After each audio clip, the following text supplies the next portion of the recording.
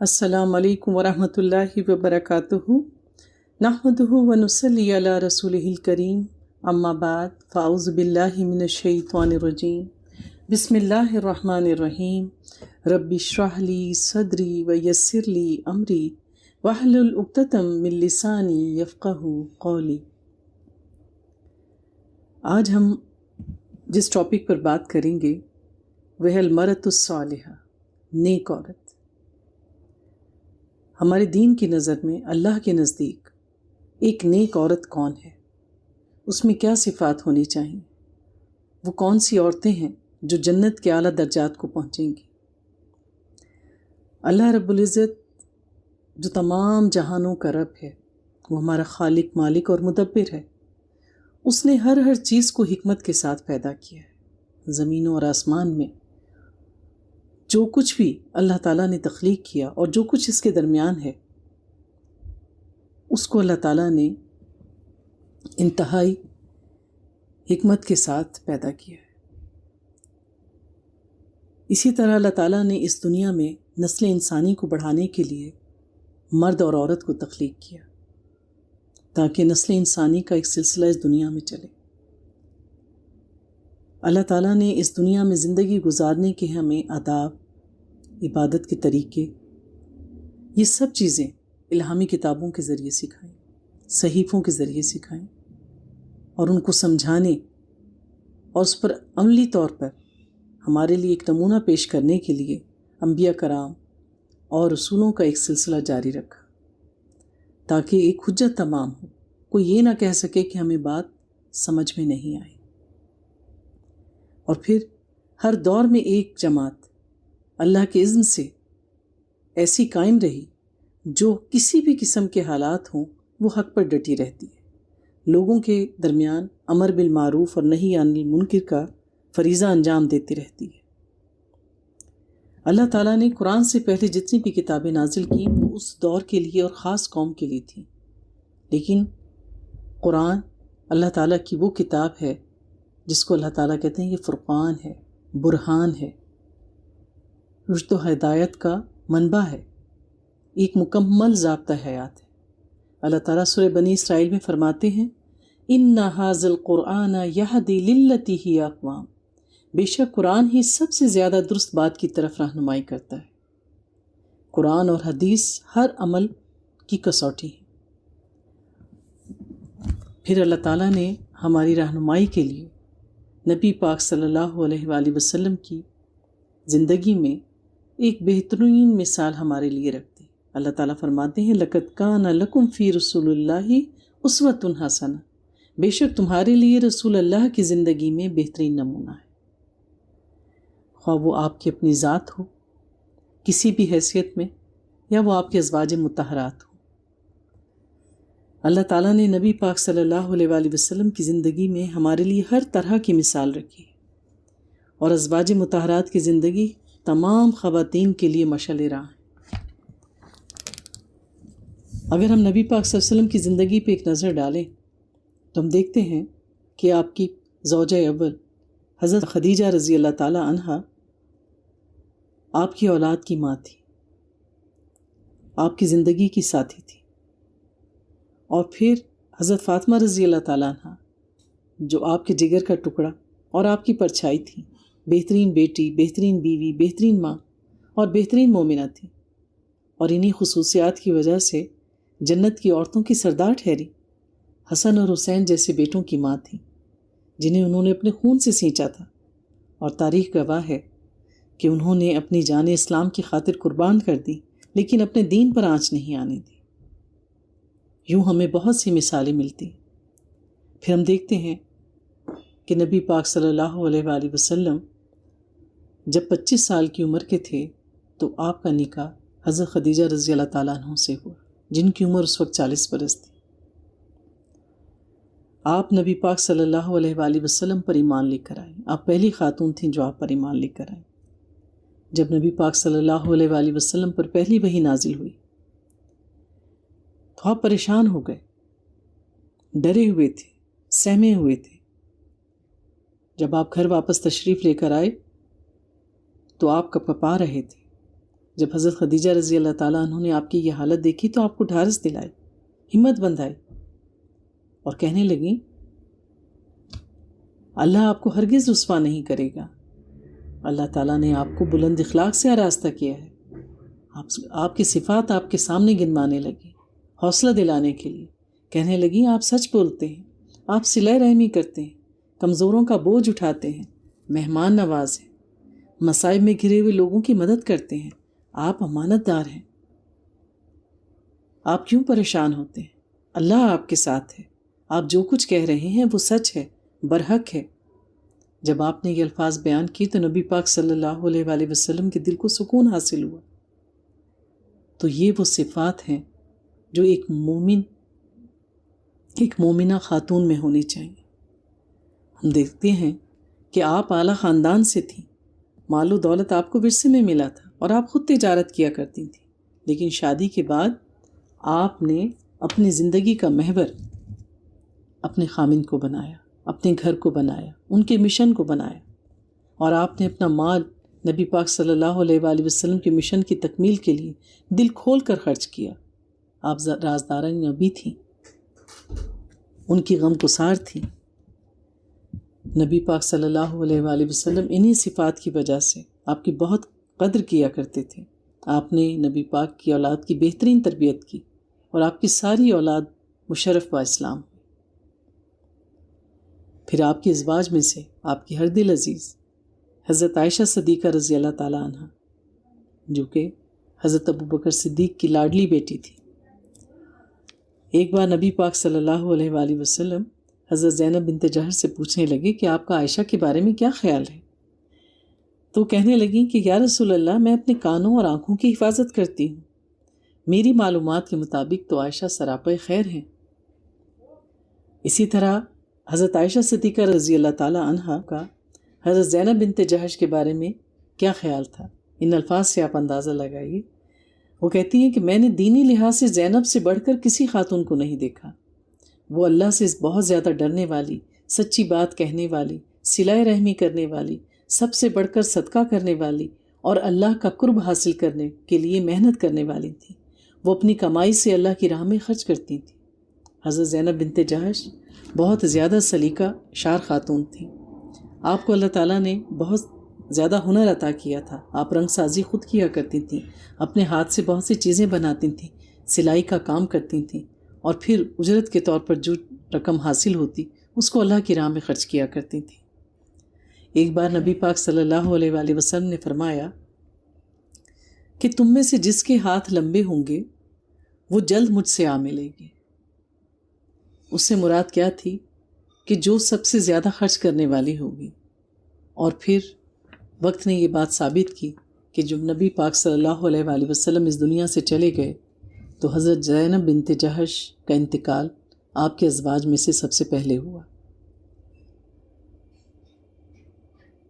نبی پاک صلی اللہ علیہ وآلہ وسلم سراپے رحمت تھے، اور آپ نے سنت کی شکل میں، احادیث کی شکل میں ہمارے لیے علم کا ایک بہترین خزانہ چھوڑا ہے۔ ابن عباس سے روایت ہے، قال رسول اللہ صلی اللہ علیہ وسلم الا اخبرک بخیر ما یکنز المرء المرأة الصالحة اذا نظر علیہا سرته واذا امرها اطاعته واذا غاب عنها حفظته۔ رواہ ابو داود۔ کہ نبی پاک صلی اللہ علیہ وآلہ وسلم نے ابن عباس سے کہا کہ کیا میں تمہیں نہ بتاؤں کہ سب سے بہترین چیز جو ایک کوئی شخص جمع کرے یا اس کا خزانہ ہو وہ کیا ہے؟ کہا کہ وہ ایک نیک اور صالح عورت ہے، ایسی عورت کہ جب وہ اس کی طرف دیکھے تو وہ اس کو خوش کر دے۔ کیسے خوش کر سکتی ہے ایک عورت؟ جب اس کے چہرے میں ملاحت ہو، وہ اس طرح سے دکھے جیسا اس کا خامند چاہتا ہے، اس کی اطاعت گزار ہو، فرما بردار ہو، چہرے پہ مسکراہٹ ہو، آنکھوں میں خامند کے لیے محبت ہو، اس کے لیے اطاعت کرنے والی ہو، صلہ رحمی کرنے والی ہو، اس کی ہم اور غم کی ساتھی ہو۔ تو جب وہ اس کی طرف دیکھے گا جو اس کی آنکھوں کی ٹھنڈک ہوگی تو وہ کیسے اس سے سرور نہیں پائے گا.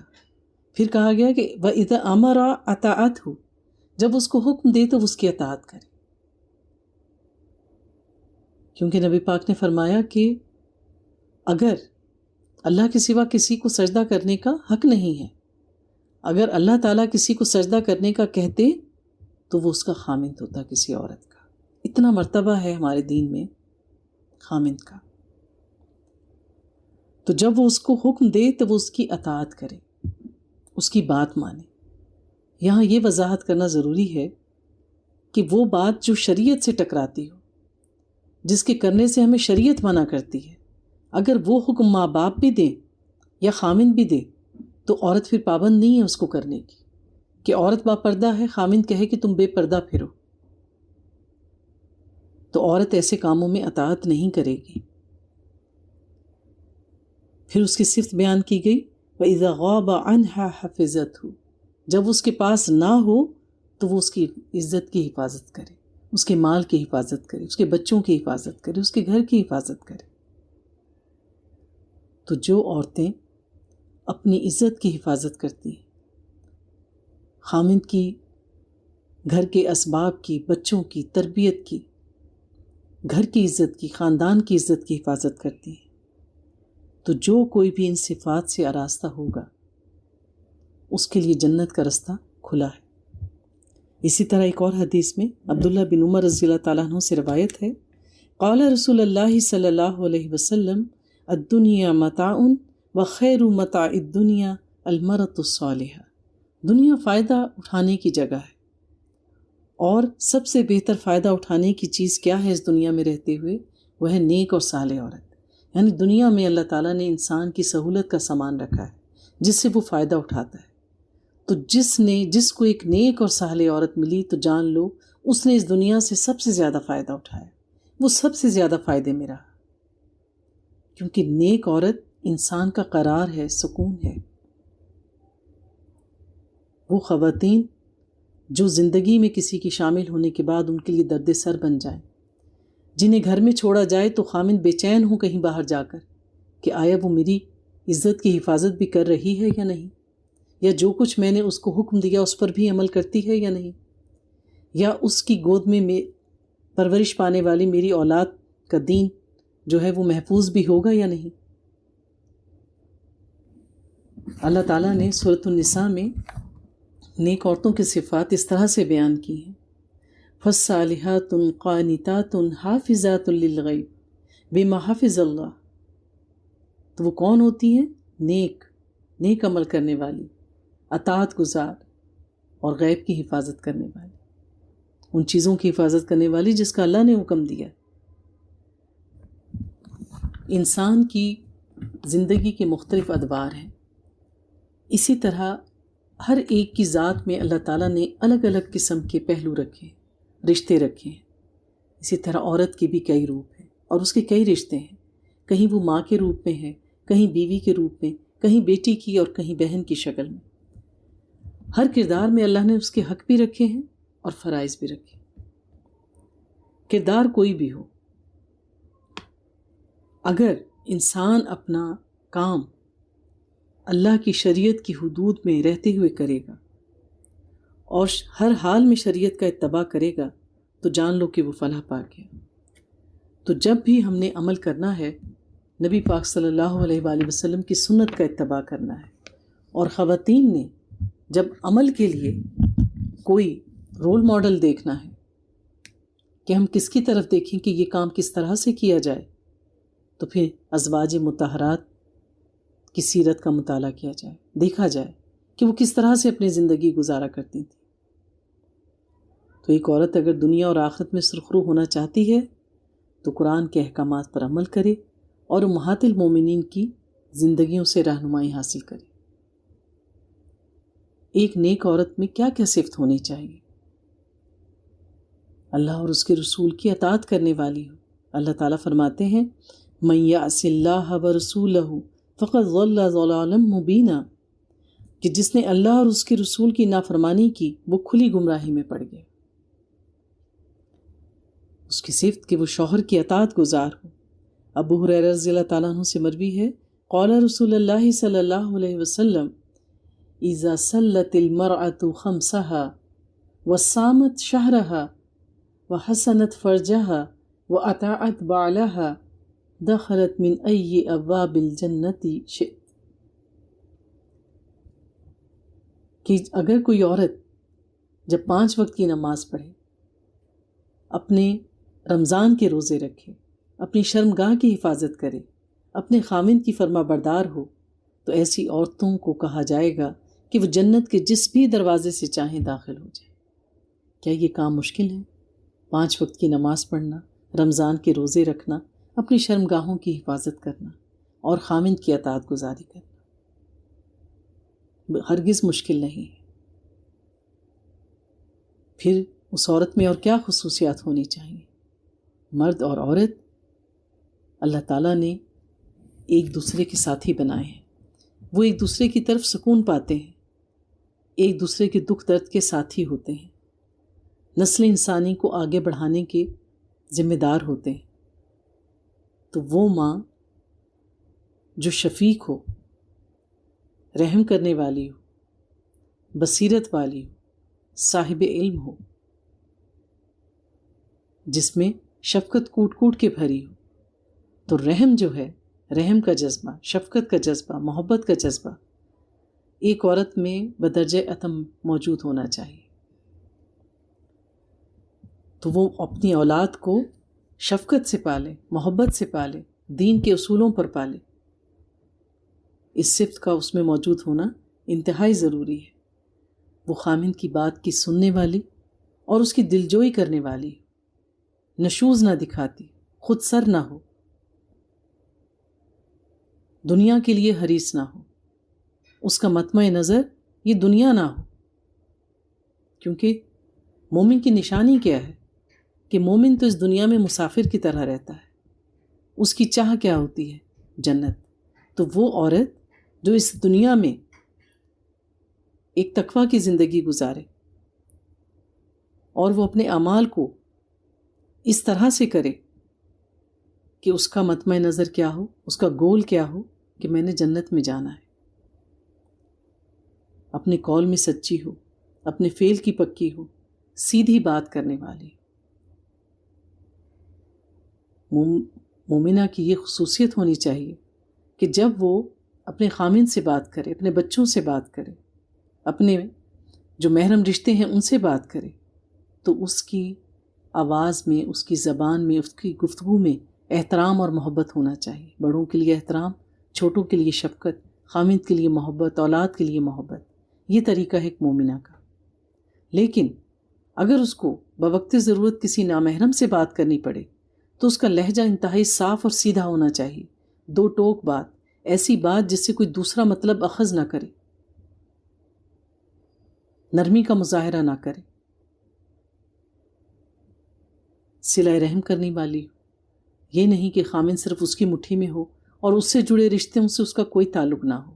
ایسی عورتیں خاندانوں کو جوڑ کر رکھنے والی نہیں ہوتی، وہ رشتوں کا احترام کرنے والی، کیونکہ جو چیز ہمیں عزیز ہوتی ہے، جس سے ہم محبت کرتے ہیں، جس کی ہم عزت کرتے ہیں، تو اس سے جڑی ہوئی ہر چیز ہمیں پیاری ہو جاتی ہے۔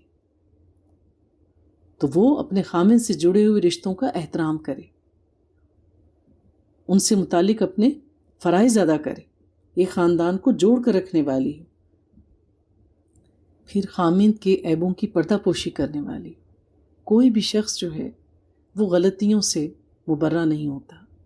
اللہ تعالیٰ نے ہمیں اسی طرح سے بنایا ہے، ہم میں اچھائیاں بھی ہیں اور کچھ برائیاں بھی ہیں۔ اچھائیوں کو ایکنالج کریں، اس کی تعریف کریں، ان کو ویٹ دیں، اس کی اہمیت کو سراہیں، اور جو غلطیاں ہیں اس کو نظر انداز کرنا سیکھیں۔ جب تک یہ آرٹ، جب تک یہ خصوصیت کسی عورت میں نہیں ہوتی، اس کا گھر خوشحال نہیں ہو سکتا۔ اگر بات بات پر ایک دوسرے کو ٹوکا جائے، تانا زنی کی جائے، تو زندگی اجیرن ہو جاتی ہے، مزہ کرکرا ہو جاتا ہے، ایک دوسرے کی صحبت سکون نہیں دیتی۔ اللہ تعالیٰ سورہ اعراف میں فرماتے ہیں، ہن لباس لکم وانتم لباس لہن، وہ تمہارا لباس ہے اور تم ان کا لباس ہو۔ اللہ تعالیٰ نے کیوں اس رشتے کو لباس کہا؟ لباس انسان کے جسم کو ڈھکتا ہے، اس کے عیبوں کی بھی پردہ پوشی کرتا ہے، اس کو سرد گرم سے محفوظ رکھتا ہے، جسم کو آرام دہ بناتا ہے، اس کو زینت بخشتا ہے۔ تو کیا میاں بیوی کا رشتہ ایسا نہیں ہونا چاہیے جو ایک دوسرے کے عیب کو ڈھکیں، ایک دوسرے کو گرم و سرد سے بچائیں، ایک دوسرے کے ساتھ ہوں تو ایک دوسرے کو زینت بخشیں؟ ایک بیوی جہاں خاوند کی زندگی کی ساتھی ہوتی ہے، وہیں وہ آنے والی اولاد کی پہلی درسگاہ ہوتی ہے۔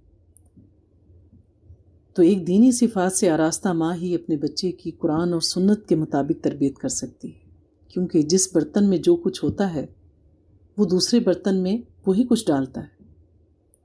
اگر ماں میں دین کا شعور نہیں ہوگا یا وہ اس پر عمل کرنے والی نہیں ہوگی تو وہ اپنی اولاد کو دین کے رستے پر نہیں چلا سکتی۔ تو ہمیں چاہیے کہ اگر ہم چاہتے ہیں کہ ہماری اولاد دیندار ہو، دین پر عمل کرنے والی ہو، قرآن و سنت پر عمل کرنے والی ہو، تو پھر ہم ان خواتین کا انتخاب کریں جو خود دیندار ہو۔ ہم دیکھتے ہیں کہ دیندار ماں ہی نے امام مالک رحمہ اللہ، امام بخاری رحمہ اللہ جیسے جلیل القدر علماء پیدا کی، ان کی پرورش کی۔ ہمارا دین ہمیں ہر طرح سے رہنمائی فراہم کرتا ہے۔ اب اگر انسان بلوغت کی عمر کو پہنچ چکا اور وہ اپنے لیے کوئی رشتہ ڈھونڈتا ہے تو اس کو کن خصوصیات کی بنا پر ایک عورت کا انتخاب کرنا چاہیے؟ ہمارا دین اس بات کی ہمیں اجازت دیتا ہے کہ ایک رشتے کو منتخب کرتے ہوئے مال بھی دیکھا جائے، جمال بھی دیکھا جائے، حسب و نسب بھی اور دینداری بھی۔ لیکن پھر اگر ایسا ہو کہ اگر مال، جمال، حسب و نسب یہ تو موجود ہوں لیکن اس میں دینداری نہ ہو تو پھر کیا کیا جائے؟ تو پھر ہمارا دین ہی ہمیں بتاتا ہے کہ ایک دیندار عورت کا انتخاب کیا جائے، خواہ وہ ظاہری طور پر اتنی خوبصورت نہ ہو، مال و دولت میں زیادہ نہ ہو، حسب و نسب میں اتنے اعلیٰ مرتبے پر نہ ہو، کیونکہ بہرحال ایمان کی اور دین کی اہمیت سب سے زیادہ ہے۔ تو اس لیے صورت کا اچھا ہونا کمال ہے، ایک وصف ہے، لیکن صورت وقت کے ساتھ ڈھل جاتی ہے، سیرت جو ہے وہ نہیں ملتی کسی بھی مول۔ تو جو انسان کی ذاتی صفات ہیں ان کو انتہائی اہمیت دینی چاہیے۔ دوسرا، خواتین کے لیے کہ اگر ہم چاہتے ہیں کہ اس دنیا میں رہتے ہوئے ہم ایک اچھی زندگی گزاریں، ہمارے گھر نیک لڑکیوں سے آباد ہوں، ہمیں اچھی بہویں نصیب ہوں، تو ہر عورت اپنے گھر میں پیدا ہونے والی بچی کی اسلامی اصولوں پر تربیت کرے۔ یوں ہم ہر گھر میں ایک بہو کی شکل میں دیندار عورت دینے میں کامیاب ہو جائیں گے۔ ایک بار نبی پاک صلی اللہ علیہ وآلہ وسلم صحابہ کرام کے درمیان بیٹھے ہوئے تھے۔ صحابہ کرام نے آپ سے سوال کیا کہ اللہ کے رسول، بہترین عورت کون ہے؟ ایک صحابی نے سوال کیا، آپ نے صحابہ کرام سے پوچھا کوئی جواب دے گا؟ تمہاری نظر میں کون عورت سب سے بہتر ہے؟ تو کسی نے کہا کہ وہ بہت عبادت گزار ہو، کسی نے کہا کہ زکوٰۃ دینے والی ہو، صدقہ دینے والی ہو، کسی نے اپنی رائے پیش کی کہ روزے رکھنے والی ہو۔ آپ صلی اللہ علیہ وآلہ وسلم ان کے جوابات سنتے رہے اور کہتے رہے تم ٹھیک کہتے ہو، لیکن میری مراد کو تم نہیں پہنچ سکے۔ حضرت علی رضی اللہ تعالیٰ عنہ بہت اونچے قد کے نہیں تھے، آپ بھی اسی مجلس میں بیٹھے ہوئے تھے اور ذرا پیچھے تھے۔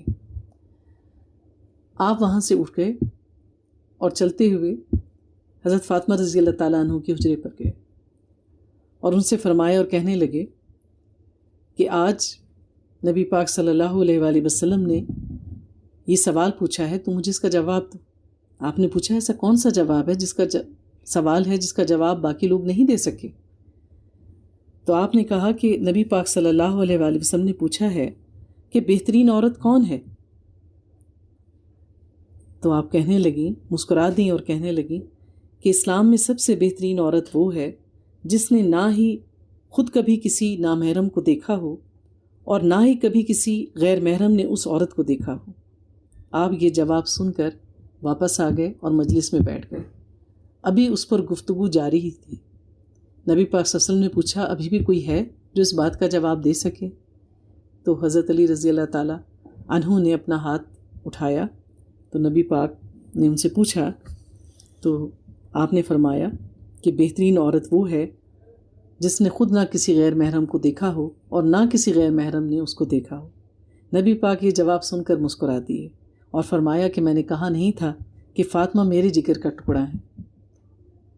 تو حضرت علی رضی اللہ تعالیٰ عنہ جو جن کو علم کا دروازہ کہا جاتا ہے وہ سوچ رہے تھے کہ اس کے جواب دینے پر میری تعریف ہوگی، جبکہ جواب سن کر صحابہ کرام حضرت فاطمہ رضی اللہ تعالیٰ عنہ کی تعریف کرنے لگے۔ تو نبی پاک صلی اللہ علیہ وآلہ وسلم نے جو کہا اور اپنی زندگی میں حضرت فاطمہ رضی اللہ تعالیٰ عنہ کو یہ خوشخبری دی کہ آپ جنت کی عورتوں کی سردار ہوں گی، تو سردار بننے کے لیے اور لوگوں میں سب سے نمایاں ہونا اور بہترین ہونا ضروری ہے۔ آپ میں وہ تمام صفات بدرجہ اتم موجود تھیں۔ آپ نبی پاک صلی اللہ علیہ وآلہ وسلم کی پرچھائی تھیں۔ آپ کے بارے میں امہات المومنین کہتی ہیں کہ جب آپ چلتی ہوئی تشریف لاتے ہیں تو لگتا تھا گویا نبی پاک صلی اللہ علیہ وآلہ وسلم آ رہے ہیں۔ نبی پاک خود حضرت فاطمہ رضی اللہ تعالیٰ عنہ سے محبت تو کیا ہی کرتے تھے، ان کا احترام بھی کرتے تھے۔ سورہ احزاب میں اللہ تعالیٰ نے ان صفات والی عورتوں اور مردوں کے بارے میں فرمایا ان المسلمین والمسلمات والمؤمنین والمؤمنات والقانتین والقانتات والصادقین والصادقات والصابرین والصابرات والخاشعین والخاشعات والمتصدقین والمصدقات والصائمین والصائمات والحافظین فروجہم والحافظات وذاکرین اللہ کثیرا وذاکرات اعد اللہ لہم مغفرۃ واجر عظیما، کہ بے شک مسلمان مرد اور مسلمان عورتیں، مومن مرد اور مومن عورتیں، اطاعت کرنے والی عورتیں اور اطاعت کرنے والے مرد، سچ بولنے والی عورتیں اور سچ بولنے والے مرد، صبر کرنے والے مرد اور صبر کرنے والی عورتیں، اللہ سے ڈرنے والے مرد اور اللہ سے ڈرنے والی عورتیں، تصدیق کرنے والے مرد اور تصدیق کرنے والی عورتیں، روزہ رکھنے والے مرد اور روزہ رکھنے والی عورتیں، اپنی شرمگاہوں کی حفاظت کرنے والے مرد اور اپنی شرمگاہوں کی حفاظت کرنے والی عورتیں، اللہ تعالیٰ کا کثرت سے ذکر کرنے والے مرد اور اللہ کا کثرت سے ذکر کرنے والی عورتیں، انہی لوگوں کے لیے اللہ تعالیٰ نے مغفرت اور اجر عظیم کا وعدہ کیا ہے۔ مغفرت کیا ہے؟ جس سے اللہ سوال نہ کرے، اور اجر عظیم کیا ہے؟ جس کو اللہ تعالیٰ جنت کی بشارت دے دے۔ یہ وہ صفات ہیں جس سے ہر مسلم مرد اور عورت کو متصف ہونا چاہیے۔ اللہ تعالیٰ ہم سب کو ان صفات سے آراستہ کرے اور ہمیں توفیق دے کہ ہم اپنے آنے والی نسلوں میں یہ تمام صفات پیدا کر سکیں، اپنی محنت سے، بصیرت سے اور عمل سے۔ سبحانک اللہم اشہد ان لا الہ الا انت استغفرک واتوب الیک۔